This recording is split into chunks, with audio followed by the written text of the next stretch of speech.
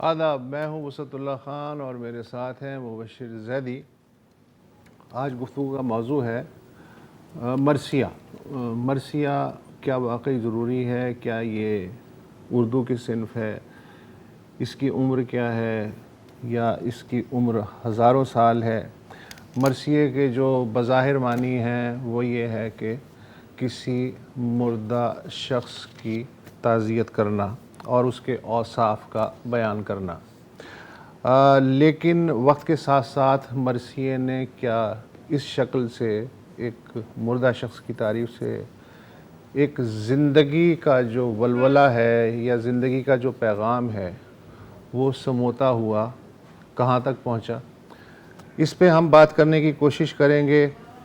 بدقسمتی کی بات یہ ہے کہ کم از کم پاکستان کی حد تک ہم دیکھتے ہیں کہ مرثیہ اگرچہ کہ بہت ہی زرخیز صنف ہے، لیکن اس کو ایک مخصوص فکر اور مخصوص فرقے سے نسبت اس کی جوڑنے کی کوشش کی جاتی ہے، اور یہ بھی کہا جاتا ہے تضحیک آمیز انداز میں کہ جو بسا بگڑا ہوا شاعر ہوتا ہے وہ مرثیہ کو بن جاتا ہے۔ کیا واقعی ایسا ہے؟ اس کے علاوہ بھی اس سے متعلق کئی سوالات ہیں۔ قدیم مرثیہ کیا ہے، جدید کیا ہے؟ اس پہ ہم گفتگو کرنے کی کوشش کرتے ہیں، اور اس کے لیے ہم نے زحمت دی۔ آپ کو شاید یاد ہو کہ گزشتہ برس بھی ہم نے ایک صاحب جو کہ صاحب مطالعہ ہیں اور میں انہیں کم از کم 40 برس سے جان رہا ہوں، کہ جتنا ان کا وزن ہے بخدا اس سے 1000 گنا زیادہ انہوں نے مطالعہ کیا ہوا ہے کتابوں کا۔ فراست رضوی صاحب، بہت شکریہ کہ آپ بار دیگر تشریف لائے ہمارے کہنے پہ۔ پہلے تو یہ بتائیے کہ یہ اردو میں ہی ہوتا ہے یا باقی زبانوں میں بھی ہوتا ہے، اور اس کی روایت سینکڑوں سالوں پہ محیط ہے یا ہزاروں برس پہ محیط ہے؟ دیکھیے، بات یہ ہے کہ جو مرثیہ دوسری زبانوں میں ہے، یعنی عربی میں جو مرثیہ موجود تھا، جو فارسی میں موجود ہے، جو انگریزی میں موجود ہے، اس مرثیے کی نوعیت جو ہے وہ ایک شخصی مرثیے کی نوعیت ہے۔ عربوں میں تو یہ رواج تھا، کسی بہن کا بھائی مر گیا، انہوں نے ایک مرثیہ لکھ دیا، کسی کا باپ مر گیا، اس نے ایک مرثیہ لکھ دیا، کسی کی محبوبہ مر گئی تو ایک مرثیہ لکھ دیا۔ یہ آپ نے بہت اچھی تعریف کی اپنے انٹرو میں کہ مرثیہ جو ہے ایک دنیا سے چلے جانے والے شخص کے اوصاف کو بیان کرنا اور اس پر اظہار افسوس کرنا اور تعزیت کرنا، یہ مرثیے کی تعریف ہے۔ اور حصہ کے معنی بھی غم کے ہیں، لیکن وہ سارے شخصی مرثیے ہیں۔ ڈاکٹر جمیل جالبی نے تاریخ ادب اردو میں جو مرثیے پر بہت ضخیم ایک حصہ لکھا ہے، اس میں انہوں نے کہا ہے کہ ان کو جو ہے نوحہ کہنا چاہیے۔ بعض بڑے ناقدوں نے کہا کہ اس کو شخصی مرثیہ کہنا چاہیے، کسی نے کہا اس کو ذاتی تعزیت نامہ کہنا چاہیے۔ جو امام حسین کے لیے مرثیہ لکھا جاتا ہے، یہ ایک ایسی چیز ہے جو دنیا کی کسی زبان میں نہیں ہے۔ اردو میں جتنی اصناف ہیں وہ کسی دوسری زبان سے آئی ہیں، یعنی تنقید آپ کے پاس ویسٹ سے آئی ہے، شارٹ اسٹوری آپ کے پاس ویسٹ سے آئی ہے، مغرب سے آئی ہے، ناول آپ کے پاس مغرب سے آیا ہے، غزل آپ کے پاس ایران سے آئی ہے، ربائی آپ کے پاس فارسی سے آئی ہے۔ حالانکہ اس کا نام عربی میں ہے ربائی، تو اکثر لوگ سمجھتے ہیں کہ یہ عربی سے آئی ہے، یہ اس کا نام عربی ہے۔ نظم انگریزی سے آئی ہے؟ جی، نظم انگریزی جی، بلینک ورس، فری ورس، یہ ترائلے، سونیٹ، یہ ساری نظم کی اقسام جو ہیں یہ سب آپ کے پاس مغرب سے آئی ہیں۔ آپ کی کوئی صنف ایسی نہیں ہے جو اوریجنل مشرق کی صنف ہو، اور یہ اعزاز صرف مرثیے کو حاصل ہے کہ مرثیہ واحد صنف ہے کہ نہ اس فارم میں دنیا میں کچھ لکھا جاتا ہے، نہ اس موضوع کے اتنے اجزاء اور اتنے التزام کے ساتھ کوئی صنف لکھی سوائے اردو کے؟ سوائے اردو کے۔ یہ دعویٰ بہت بڑا ہے۔ یہ دعویٰ بہت بڑا ہے، لیکن یہ ایک زمانے سے ثابت شدہ ہے۔ یہ تو میں پہلی بار اسکرین پہ کہہ رہا ہوں، لوگ پڑھتے یعنی آپ کہہ رہے ہیں کہ فارسی میں مرثیہ نہیں ہوتا، عربی میں مرثیہ نہیں ہوتا ہے۔ ہاں۔ یہ مسدس کی جو فارم ہے، جو ہمارا ٹریٹمنٹ ہے، دیکھیے ہوا یہ کہ ہمارے ہاں جب مرثیہ دکن سے شروع ہوا تو اس کی فارم دیکھیے، شاعری کی ایک فارم ہوتی ہے، ایک اس کا کانٹینٹ ہوتا ہے۔ برہان الدین حاتم سے؟ ارے بھائی، وہ برہان الدین، جی ہاں، برہان الدین جانم۔ ہاں، یہ آپ نے کسی قدیم دکن کی تاریخ میں پڑھا ہوگا، جہاں ان کا نام بہت لیا جاتا ہے، وہ آپ کے ذہن میں رہ گیا ہوگا۔ تو نہیں، لیکن وہ مرثیہ جو تھا اس میں بکا تھا، رونا تھا، اس کا کوئی بڑا الوہی، کوئی ڈیوائن مقصد، کوئی سماجی مقصد نہیں تھا۔ یہ مرثیہ جو ہے جو 6 لائنوں میں لکھا جاتا ہے، جو لکھا جاتا ہے مسدس اس کو کہتے ہیں، مسدس 6 کو کہتے ہیں نا، تو 6 لائنوں کا ایک اسٹینزا ہوتا ہے، یا آپ اس کو کینٹو کہہ لیں. یعنی مسدس کی فارم جو مرثیے کی وہ صرف اردو میں ہے، آپ یہ کہہ رہے ہیں؟ مسدس کی فارم سودا نے متعین کی. اس کے اجزاء میر ضمیر نے، جو کہ میر انیس کے والد میر مستحسن خلیق کے دوستوں میں تھے، تو میر ضمیر نے اس کے اجزاء مقرر کیے کہ پہلا اس کا ایک چہرہ ہوگا. چہرے کا مطلب یہ کہ آپ کوئی irrelevant کوئی خوبصورت سی بات بیان کریں گے، مثلا بہار کا منظر آپ نے بیان کرنا شروع کر دیا، یا اس میں ساقی نامہ، وہ میکدے کے سارے حوالے اور اس کو ان علامتوں کو جو میخانے کی ہیں ان کو اسپریچول معنوں میں استعمال کر کے، اور یہ ساقی نامہ پیارے صاحب رشید نے جو ہے شامل کیا مرثیوں میں. پیارے صاحب رشید جو تھے انہوں نے جو ہے وہ پہلی بار ساقی نامہ جو ہے اس میں چہرے کے طور پہ شامل کیا. چہرے کے بعد پھر سراپا ہے، پھر رخصت ہے، پھر جنگ ہے، پھر گھوڑے کی تعریف ہے، پھر تلوار کی تعریف ہے، پھر شہادت ہے. یہ سارے اس کے اجزاء مقرر کیے میر ضمیر نے، اور اس کی جو فارم ہے، اس کی حیت جو ہے وہ سودا نے مقرر کی. اور یہ جو ہے نا، یہ طویل عرصے تک اس کو، یہ بھی آپ نے بجا فرمایا کہ اس کو ایک فرقے سے منسوب کر کے امام باڑے میں اس کو قید کر دیا گیا، اور وہاں سے اس کو باہر نکلنے نہیں دیا گیا. یہ جو اس پر احسان کیا ہے وہ شبلی نعمانی نے کیا. 1907 میں انہوں نے کتاب لکھی جو کبھی آؤٹ آف پرنٹ نہیں ہوتی، موازنہ انیس و دبیر، کبھی آؤٹ آف پرنٹ ہوتی ہی نہیں ہے. دنیا میں جہاں اردو پڑھائی جاتی ہے وہ پڑھائی جاتی ہے، اور اس میں انہوں نے انیس اور دبیر کا موازنہ کیا. اس کتاب میں سب سے بڑا جو کام موجود تھا اور جو پوٹینشل تھا وہ یہ تھا کہ اس کتاب نے مرثیے کو لٹریچر کے مین اسٹریم میں شامل کر دیا. اس سے پہلے اسے کنسیڈر نہیں کیا جاتا؟ اس سے پہلے ایک مذہبی ایک مجلس تھی، آپ مجلس پڑھتے تھے، لوگ روتے تھے.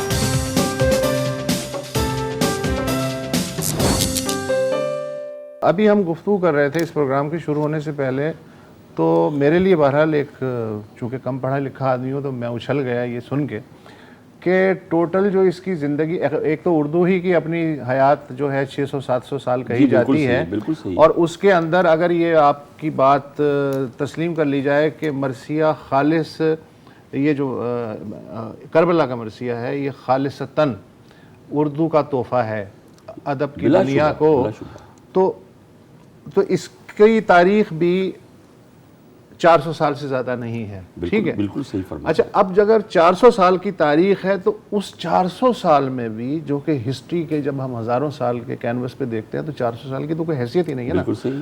اس میں بھی آپ یہ کہتے ہیں کہ جی یہ قدیم مرثیہ ہے اور یہ جدید مرثیہ ہے، تو 400 سال میں تو جو چیز بھی لکھی جائے گی جدید ہی ہوگی نا بھائی. یہ تو یہ دو تقسیمیں کیوں ہیں اس میں؟ تو جدید کیا ہوتا ہے؟ مثلا وہ کہتے ہیں جی میر انیس جو ہیں وہ قدیم ہے. بالکل کلاسیکل ہیں، قدیم ہیں، بالکل صحیح ہے. دیکھیے بات دراصل یہ ہے کہ ہم جدید اس چیز کو کہتے ہیں، دیکھیے زمانے میں تغیر ہے، زمانے میں تبدیلی، چیزیں بدل رہی ہیں نا، نئی نئی ایجادات ہو رہی ہیں، نئے نئے علوم آ رہے ہیں. پہلے جو ہے آپ آرٹس کہتے تھے، نہیں وہ تو ٹھیک ہے مضامین کو، پھر آپ کہنے لگے ہیومینٹیز، پھر اب آپ کہتے ہیں سوشل سائنس. انیس کہاں سے قدیم ہو گیا؟ بتا رہا ہوں نا میں آپ کو. تو ہوتا یہ ہے کہ ہر آدمی اپنے عہد میں اپنے زمانے کی تبدیل ہوتی ہوئی حقیقتوں کو جو شخص لکھتا ہے، اپنے عہد کی جو روح عصر ہے اس کو لکھتا ہے، وہ اپنے مجھے زمانے یہ میں جدید بتائیے، ہوتا ہے. میر صاحب جو ہیں جدید ہیں یا قدیم ہیں؟ اور غالب جدید ہیں یا قدیم ہیں؟ غالب جدید ہیں. جی ہاں. اور میر صاحب؟ میر صاحب کا مرثیہ کلاسیکل ہے. نہیں، میر صاحب کا اوور آل جو کام ہے بالکل وہ جدید میں آئے گا؟ نہیں، جدید میں نہیں آئے گا. جدید مرثیہ شروع ہوا ہے، سینکڑوں اشعار ایسے ہیں لگتا ہے کہ آج لکھے گئے. اس سے کوئی فرق نہیں پڑتا.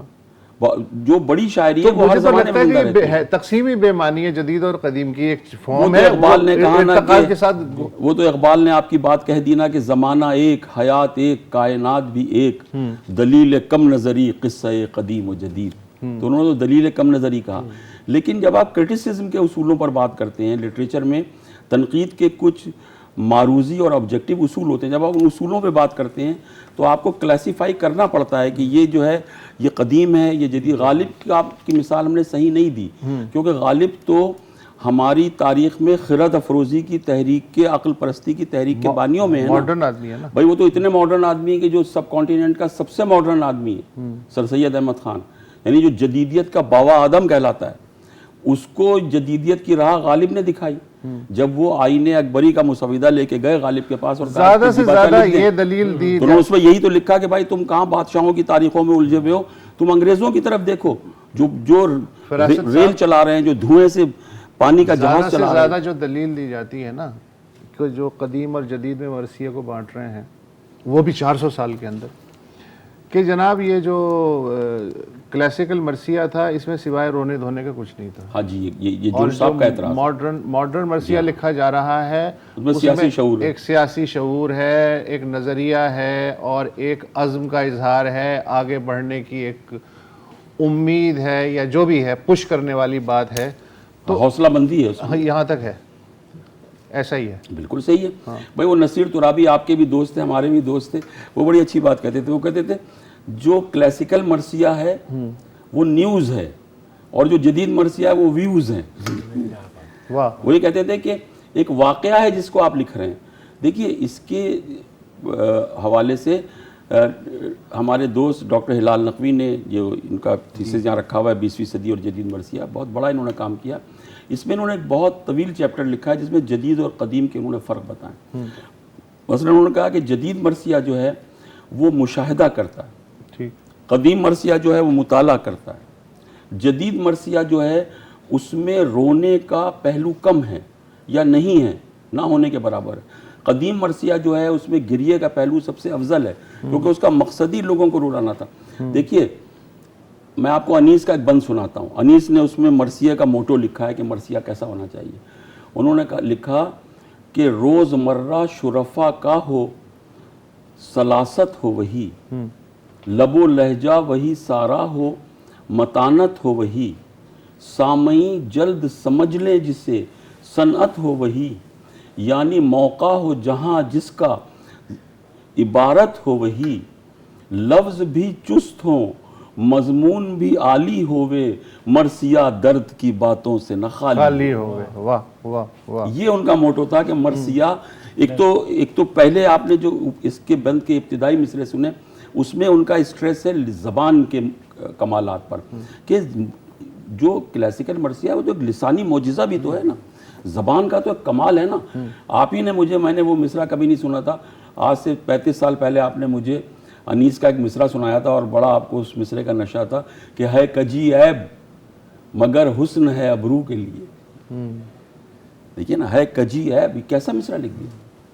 تو یہ جو مرثیے میں جو لسانی کمال ہے اس کی طرف انہوں نے توجہ کی کہ روز مرہ، یعنی آپ کے زمانے میں جو شرفا جو زبان بول رہے ہیں، ایلیٹ جو زبان بول رہے ہیں، وہ زبان میں آ رہے ہیں۔ ولڈورا کو برٹرن رسل نے خط میں لکھا، وہ خط میں نے پڑھا، انہوں نے کہا میرے لیے وہ انگریزی معتبر ہے جو میرے زمانے میں انگلینڈ کے پڑھے لکھے لوگ بولتے ہیں۔ ایگزیکٹلی، تو میرے نزدیک وہی اردو معتبر ہے جو آج بولی جا رہی ہے اسی تھیری تو میں۔ وہ جو آج بولی جا رہی ہے وہ انیس کے زمانے میں نہیں بولی جا رہی۔ تو زبان بدلی، اقدار بدلے، اور تو وہ نظریات اپنے زمانے کے حساب سے جدید لکھ رہے تھے، ہم اپنے زمانے کے حساب سے۔ یہ فقرہ آپ کا کیئرفل فقرہ ہے اور درست ہے کہ وہ اپنے زمانے میں جدید تھے، ہم اپنے زمانے میں جدید ہیں۔ اصل میں ہوا یہ، اور غالب جیسے فار آل ٹائم جو ہے ماڈرن ہے، یہ بھی ہے، یہ بات بھی ہے، کیونکہ ہوتا یہ ہے کہ سچائی نہ تو کبھی باسی ہوتی ہے اور نہ سچائی کبھی پرانی ہوتی ہے۔ آپ یہ دیکھیں کہ یہ 800 سال پرانے امیر خسرو کے الفاظ ہیں کہ کاہے کو بیاہی بدیس سن بابل بے مورے۔ 1325 میں جو ہے انتقال ہو گیا تھا امیر خسرو کا، 1325 میں، اور آپ یہ دیکھیے ہر زمانے کے گلوکار نے اس کو گایا ہے۔ سلطنتیں بدل گئیں، بادشاہتیں بدل گئیں، تہذیبیں بدل گئیں، جغرافی بدل گئی، تاریخ بدل گئی، ان لفظوں کی تازگی اور ان کا حسن اور ان کی خوشبو کم نہیں۔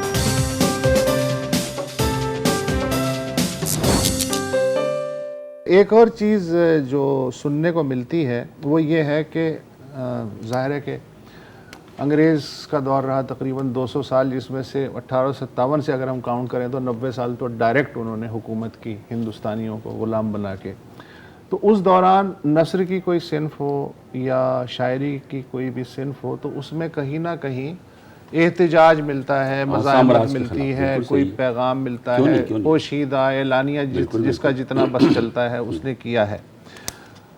اگر یہ مرثیہ واقعی کوئی زندہ صنف ہے، نہیں، زندہ صنف تو ہے، اگر مرثیہ واقعی کوئی ایسی سندھ تھی کہ جس میں جو کہ احتجاج کے لیے سب سے زیادہ فرٹائل تھی، اس لیے کہ اس کی بنیاد کے ڈانڈے جو ہیں، اس کے ڈانڈے وہ تو کربلا سے ملتے ہیں نا، تو اس سے بڑا پروٹیسٹ تو ممکن نہیں تھا. لیکن وہ جو آپ کا سو کالڈ روایتی مرثیہ ہے، اس میں اس سے سیاسی حالت پتہ نہیں چلتی، اس سے پرانے حالات تو پتہ چل جاتے ہیں. یہ تو اچھا یہ ہے. اچھا، اور اس کے برعکس اسی مرثیے نے جب پلٹ کے 20ویں صدی میں داخل ہوتا ہے اور پھر 21ویں صدی جو چل رہی ہے، تو اس میں وہ صدائے احتجاج ہے.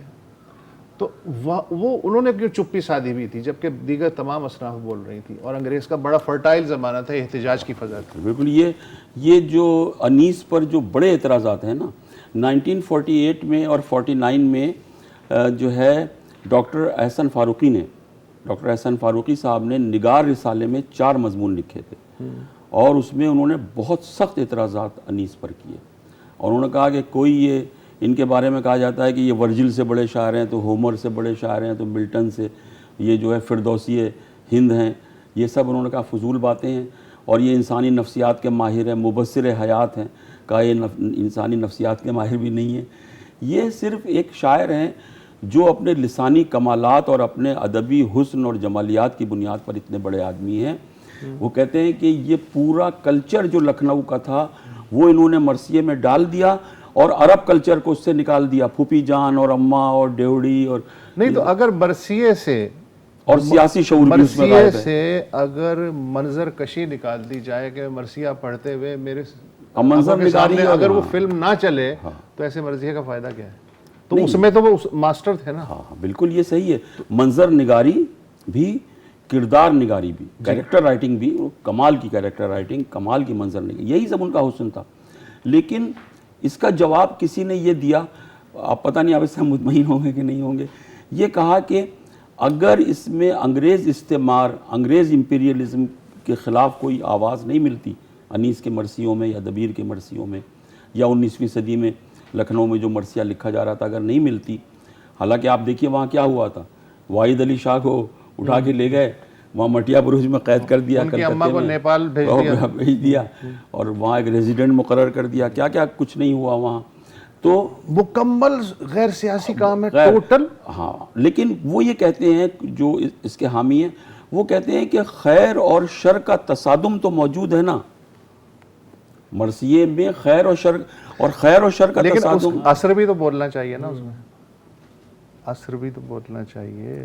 اعتراض ہے یہ، میں اس اعتراض سے جو ہے وہ صرف نظر نہیں اچھا، اس کے مقابلے میں جدید مرثیے میں جو آپ کہتے ہیں کہ جی اثر بولتا ہے، تو اس کی کیا مثالیں ہیں؟ اس میں کیا ایڈ ہوا؟ اس کی مثال یہ جوش صاحب کا مرثیہ موجد و مفکر، اس میں انہوں نے سائنٹیفک حقیقتوں کو بیان کیا. ہوا یہ کہ اس کے بانی تو ہیں جوش صاحب. جوش صاحب نے 1918 میں ایک مرثیہ لکھا آواز حق کے نام سے. 1918 سے جدید مرثیے کا سفر شروع ہوتا ہے، اور 1918 پر آ کے قدیم مرثیے کا دائرہ مکمل ہو جاتا ہے. وہ دور جو ہے وہ اپنے امکانات پورے کر کے جو ہے مر چکا ہوتا ہے. قدیم مرثیہ جو ہے وہ 1918 میں مر گیا، کیونکہ آپ کو پتہ ہے 1918 میں پیارے صاحب رشید کا جو آخری روایتی مرثیہ نگار تھے ان کی وفات ہو گئی، اور 1918 میں آواز حق لکھا. آواز حق کے آخر میں، حالانکہ وہ میں پڑھتا ہوں تو مجھے اتنا ماڈرن نہیں لگتا وہ، لیکن اس میں ایک سیاسی ایک اشارہ ہے. جیسے وہ تو تھوڑا سا ایک اشارہ ہے، آپ جانتے ہیں اس میں. نہیں آپ فرمائیں، آپ کے علم میں ذرا سے وہ جلیان والا باغ، ہم کوئی بسرے اگر آپ کے ذہن میں ہو، یا آپ یہ پنجاب کے نا، پنجاب کے ناکردہ گناہوں کا لہو ہے. تو وہ کہتے ہیں ڈاکٹر ہلال نقوی کہ میں نے جوش صاحب سے پوچھا کہ اس کا کیا مطلب ہے، تو انہوں نے کہا کہ یہ جو ہے میں نے جلیان والا باغ 13 اپریل 1919 کو جلیان والا باغ میں جنرل ووڈ ڈائر نے گولی چلوا کے 250 آدمی مار دیے، اور ایک بڑے شاعر نے ان کا قصیدہ بھی لکھا، مرثیہ تھا. تو اس کی طرف اس پولیٹیکل اتنے بڑے سانحے کی طرف اشارہ ہے. تو یہ اشارہ پورے انگریز سامراج پر ایک ضرب کی حیثیت رکھتا ہے. یہ جو جلیان والا باغ کا ذکر ہے، یہ نظم کا حصہ ہے، مرثیے کا حصہ ہے؟ مرثیے کا حصہ ہے. مرثیہ بھی نظم ہے نا، لانگ پوئم ہے. مرثیہ بھی ایک لانگ پوئم ہے. تو وہاں سے شروع ہوتا ہے احتجاج. پروٹیسٹ نہیں پروٹیسٹ نہیں، اپنے زمانے کو لکھنا. عصر حاضر کا پروٹیسٹ. ہاں آپ اپنے دور کو آپ لکھ رہے ہیں. ہم یہ کہیں گے آپ کے یہاں سماجی آگہی ہے. اس کے بعد آگے چلیے اور کون کون شامل ہو رہا ہے؟ بہت، اس کے بعد تو بہت بڑے بڑے لوگوں نے یہ موضوعاتی مرثیہ، جدید مرثیے کو موضوعاتی مرثیہ کہتے ہیں. انہوں نے پہلا کام تو یہ کیا، اصل جو ان کا جوش صاحب کا مرثیہ ہے وہ 1941 میں جو حسین اور انقلاب ہے، اصل بنیاد وہ بنا. انہوں نے 1918 میں یہ لکھا آواز حق، لیکن اس سے کوئی تحریک نہیں چلی. حسین اور انقلاب سے تحریک چلی، اور وہاں سے انہوں نے یہ ایک نقطہ نظر اختیار کیا. انہوں نے کہا حسین کی ایک مذہبی حیثیت بھی ہے اور حسین کی ایک پولیٹیکل حیثیت بھی ہے. بالکل. حسین جو ہیں وہ صرف ایک مذہبی رہنما نہیں ہیں، وہ ایک اخلاقی ہستی بھی ہیں، وہ ایک آفاقی اگر ہستی صرف بھی ہیں. مذہبی حیثیت ہوتی تو وہ تو صرف مسلمانوں تک محدود رہتے ہیں نا. پولیٹیکل میسیجنگ اتنی سٹرونگ ہے تبھی تو صرف مسلمان نہیں جانتے نا انہیں، باقی لوگ بھی. بالکل صحیح آپ نے فرمایا. اور جوش صاحب نے یہ کہا بھی تھا، کیا صرف مسلمان کے پیارے ہیں حسین، چرخ نوئے بشر کے تارے ہیں حسین، انسان کو بیدار تو ہو لینے دو، ہر قوم پکارے گی ہمارے ہیں حسین.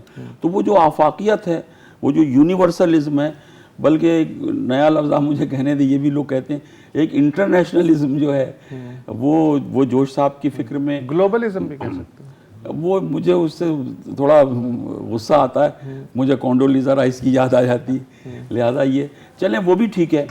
تو وہ جو جوش صاحب کہتے تھے کہ مجھے حسین کے سیاسی رول نے زیادہ متاثر کیا ہے مذہبی رول کے مقابلے میں، اور میں حسین کو مسلمانوں تک محدود نہیں سمجھتا. تو اس زاویے سے انہوں نے لکھا، اور انہوں نے رونے کی مخالفت کی. انہوں نے کہا یہ بکا جو ہے، رونا جو ہے، یہ انسان کے جذبات کو مزمحل کر دیتا ہے، یہ آپ سے زندگی کا حوصلہ چھین لیتا ہے. حالانکہ میں سمجھتا ہوں اس میں قدیم بھی مرثیہ، اختلاف کر ارے سکتے ایک ہیں. منٹ، اچانک مجھے یاد ہے، اس کا مطلب قدیم مرثیہ بکا ہے اور جدید مرثیہ احتجاج ہے. ان اے نٹ شیل. ہاں ٹھیک ہے، میں کوئی آپ سے جو ہے اختلاف نہیں کروں گا. احتجاج ہے، مزاحمت ہے. ویسے احتجاج کو کہتے ہیں کہ احتجاج کمزور لوگ کرتے ہیں، مزاحمت طاقتور لوگ کرتے ہیں. احتجاج تو بے بس آدمی کرتا ہے، لیکن مزاحمت جو ہے وہ اچھا وہ بھی ہے تو مزاحمت کی ایک سٹیج ہے نا.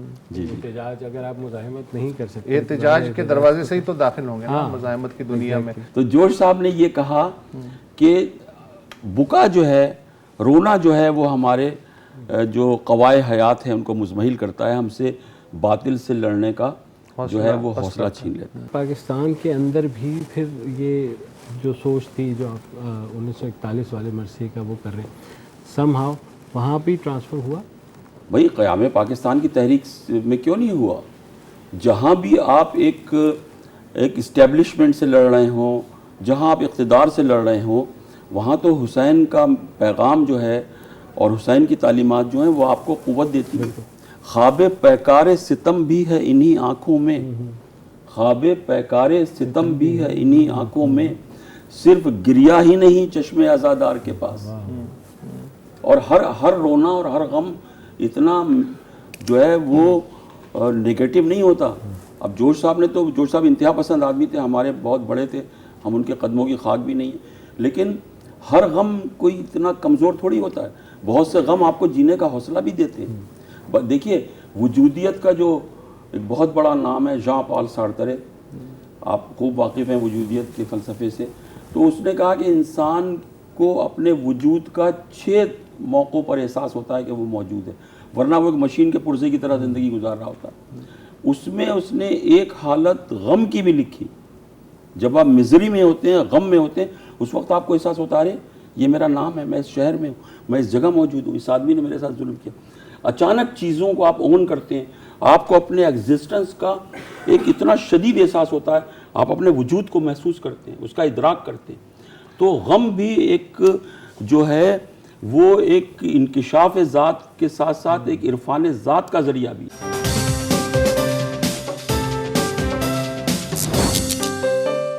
ایک اور چیز بھی ہے، correct me if I am wrong. ایک تو یہ ہے کہ آپ صنفی قید میں جو سٹرکچر ہے مرثیے کا، جدید قدیم دونوں، جدید مرثیہ، اس کو اسی سٹرکچر میں لکھیں مسدس کی شکل میں. ڈاکٹر ہلال نقوی کا مرثیہ میں اور آپ ہر سال جب بھی وہ چراغ اور ہاتھ دونوں مرثیوں کے سنے آپ نے، ہاں وہ سب ہے. لیکن اب جو ہے اس سٹرکچر کا پابند ہونا ضروری نہیں ہے. مثلاً مشکیزے سے تیر کا رشتہ بہت پرانا ہے. افتخار عارف صاحب. اب یہ مرثیہ تو نہیں ہے, لیکن کیفیت وہی ہے. ایک اس میں آ گیا بے ساختگی کے ساتھ. آپ مرثیہ کی مسدس کی فارم کو ہٹ کر رہے ہیں.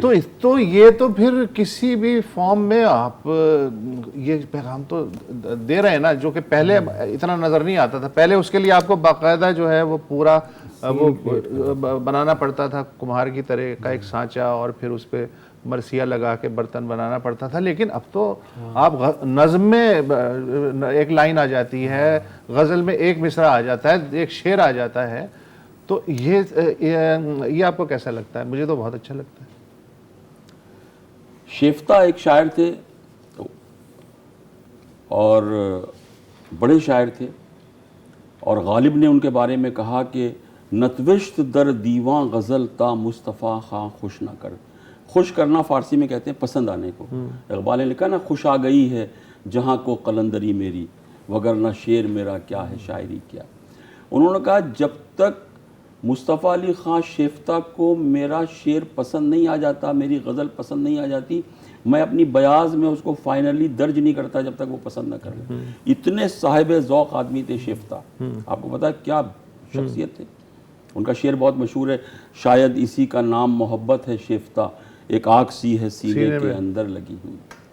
تو شیفتہ جو تھے ان کو حالی نے, خواجہ الطاف حسین حالی نے, پہلے خواجہ الطاف حسین علی غالب سے پہلے شیفتہ کے شاگرد ہو گئے تھے, شیفتہ ہی نے غالب کے پاس ان کو بھیجا تھا.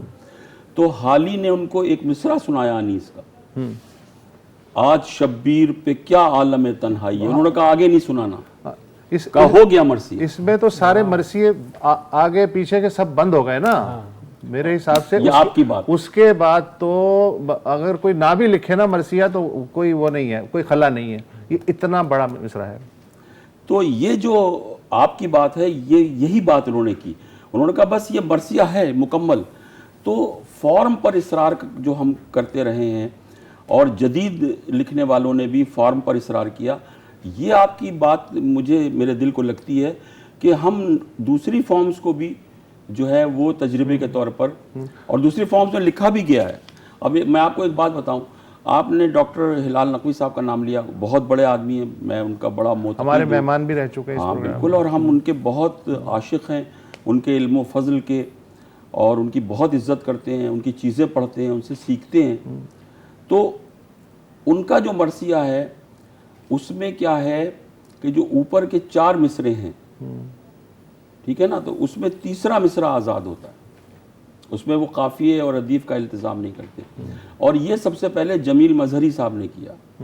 اور آپ کو پتہ ہے کہ جتنے بڑے شاعر تھے ہندوستان کے, جب پاکستان بنا سارے مرثیہ لکھنے والے شاعر جو تھے سب یہاں آ گئے, سوائے جمیل مظہری کے وہ نہیں آئے. بڑا نام تھے. تو جمیل مظہری نے یہ التزام کیا کہ ایک مصرے کو آزاد کر دیا. اچھا, تو اس کی لوگوں نے تاثیق کی, اور لوگوں نے بھی اس طرح سے لکھا. وہ کہتے ہیں کہ 4 مصرے اگر پابند ہو تو اپنے مفہوم کو ادا کرنے میں دقت ہوتی ہے. اگر ایک مصرے کو ہم آزاد کر دیں تو ہمیں زیادہ وسیع میدان مل جاتا ہے معنی کے لیے. اچھا, ابھی ہم سفر کر رہے تھے جب یہاں آنے سے پہلے, تو آپ نے ایک اور عجیب بات کی تھی. آپ نے کہا تھا کہ کراچی مرثیہ کیپٹل, کراچی کے علاوہ جو ہے کہیں مرثیہ نہیں لکھا جا رہا. ایک تو آپ ایسے عجیب و غریب بیانات دیتے ہیں, یہ تو مستند چیز ہے. کیسے مستند ہے بھائی؟ سارے بڑے شاعر مرثیے کے کراچی میں, ساری مرثیے کی محفلیں کراچی میں, مرثیے کی روایت کراچی میں, سارے بڑے مرثیے کراچی میں لکھے گئے. مرثیے کی ساری تنقید یہاں لکھی گئی. لکھنؤ جو مرثیے کا گڑھ تھا, اگر لکھنؤ میں کسی کو کچھ پوچھنا ہوتا ہے تو وہ کراچی فون کر کے پوچھتے ہیں اس مرثیے کے بارے میں, اس مرثیہ گو کے بارے میں, اس کتاب کے بارے میں, اس شعر کے بارے میں جو مرثیے کا حصہ ہے. کراچی, دیکھیے کراچی, میں آپ سے ایک بات عرض کروں, کراچی صرف مرثیے کا گڑھ نہیں ہے. اردو کا سب سے بڑا ناول آگ کا دریا, قرۃ العین حیدر صاحبہ, اردو کا بلا شبہ سب سے بڑا ناول, جس میں 2500 سال کی ہندوستان کی تاریخ جو ہے ایک عجیب و غریب سحرناک اور جمالیاتی انداز میں رقم کر دی گئی, اور جس میں اس کا ہیرو گوتم نیلم کراچی کی وجہ سے لکھا گیا. اس کے نیچے لکھا ہوا ہے, اس کے نیچے لکھا ہوا ہے, ناول یہاں ختم ہوا ہے, ابھی بازار سے آپ خرید کے دیکھ لیں, اس کے نیچے لکھا ہوا ہے ماری پور بیس दिसंबर 1957। नहीं तो वो कानपुर में होती है तो कानपुर लिख देती, जगह का बड़ा असर होता है। नहीं, जगह का बड़ा मकाम है। जो तारीख़ अदब उर्दू लिखी है जमील जालवी साहब ने, तो मैंने उनसे पूछा कि आपने किस तरह लिखी, रुझानात के बुनियाद पर लिखी, क्रोनोलॉजिकल ऑर्डर में लिखी, ज़मानी तरतीब में, किस तरह आपने इसका खाका बनाया?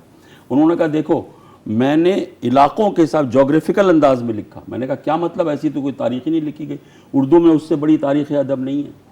मैं एक बार मुशफ़िक़ ख्वाजा के कमरे में बैठा था, उन्होंने कहा पीछे मुड़ के देखो। मैंने मुड़ के देखा, उन्होंने कहा ये क्या है बताओ? मैंने कहा ये किताबें रखी हुई। कहने लगे ये किताबें नहीं हैं सिर्फ, ये दुनिया में जितनी उर्दू में तारीख़ अदब लिखी गई हैं ये वो सब हैं। और मैं तुमसे पूरे वसूख से कहता हूँ कि इनमें से एक किताब भी ऐसी नहीं है जो डॉक्टर जमील जालवी की तारीख़ अदब उर्दू के घुटनों के बराबर भी पहुँचती है। मैंने ये बात जालवी साहब को बताई, वो बहुत खुश हुए। असल में हम लोग तो एक इल्म दुश्मन माशरे में रहते हैं ना, और आलिम दुश्मन माशरे में रहते हैं, तो हमारे यहाँ बड़े से बड़ा काम हो जाए हमें पता नहीं चलता। यूरोप वाले उसकी तारीफ़ करते हैं, इंडिया में उसकी तारीफ़ की जाती है, दुनिया कहती है कि कराची में उर्दू का सबसे बड़ा नावल लिखा गया, कराची में उर्दू की सबसे बड़ी तारीख़ अदब लिखी गई, कराची में रुबाई का सबसे बड़ा शायर था जोशमली आबादी, सारे बड़े रुबाई को यहाँ थे, मंजूर हुसैन शोर यहाँ थे, इकबाल शौकी यहाँ थे, राग़िब मुरादाबादी यहाँ थे। उर्दू का सबसे बड़ा फिक्शन राइटर कराची में रहता है असद मोहम्मद खान, इस वक्त उर्दू का सबसे बड़ा अफसाना। और जदीद मरसिया भी है। और जदीद मरसिया का सब हमने तो कराची को दहशतगर्दों से पहचाना ना, हमने उसके इल्म फजल के हवालों को छोड़ दिया ना। ये तो बहुत बड़ा मरसिया का मरकज़ है, इससे बड़ा मरकज़ ही नहीं है कोई। ये अब पावरफुल है। तो ये जो वज़रत ने शुरू में बात की, फिर ये कैसे एक फ़िरका और एक मकतब फ़िक्र से मंसूब हो गया इवेंचुअली, अगर इतना पावरफुल मैसेज है और रहा? नहीं, फिर शिबली के मवाजने के बाद नहीं रहा, क्योंकि फिर तो जदीद क्योंकि शिबली ने जब 1907 में ये किताब उन्होंने हैदराबाद दक्कन में लिखी थी। अब जदीद मरसिया के बाद ये डिबेट जो है ना ये हो गई है, वो पुराने ये मौज़ूआती मरसिया कहलाता है। अब जदीद मरसिया में करते क्या है, जदीद मरसिया भी ज़वाल का सबब है। मैंने एक मजमून लिखा था, वो इर्तिज़ा अब्बास साहब के रिसाले में जो उनका रिसाला निकलता है जवाहर, उसमें मैंने छपाया था जदीद मरसिया नाकाम या कामयाब। तो डॉक्टर हिलाल नकवी ने उसको पढ़ा तो उन्हें अच्छा नहीं लगा, वो बहुत बड़े आदमी, उन्होंने ख़त लिखा उनको, क्या कहते हैं, इर्तिज़ा अब्बास नकवी को। तो इर्तिज़ा ने वो ख़त छाप दिया, मुझसे कहा आप इसका कोई जवाब देंगे? मैंने कहा भाई मैं इतना गुस्ताख आदमी नहीं हूँ कि डॉक्टर हिलाल नकवी को जवाब दूँ, मैं तो उसका तसव्वुर भी नहीं कर सकता। बात क्या है कि जदीद मरसिया भी एक यकसानियत का शिकार हो गया। अब जदीद मरसिया में क्या, मिसाल के तौर पे एक साहब ने पत्थर पे मरसिया लिखा, पत्थर के बारे में जितनी उल्टी सीधी मालूमात है आप जमा कर लें, उसको मंजूम कर दें, फिर उसको गुरेज करके जो है वो करबला से मिला दें, और आखिर में जो है वो कुछ जज्बात। खैर जहाँ जमूद आता है तो वहाँ फिर एक नई कोपल निकल आती है। हाँ, बहरहाल चूँकि गुफ्तगू शुरू नहीं हुई, लिहाजा अब अगली जो गुफ्तगू है वहाँ से शुरू करेंगे जहाँ से ये ख़त्म हो रही है। आपका बहुत शुक्रिया कि आप तशरीफ़ लाए। तो इजाज़त दीजिए, खुदा हाफिज़।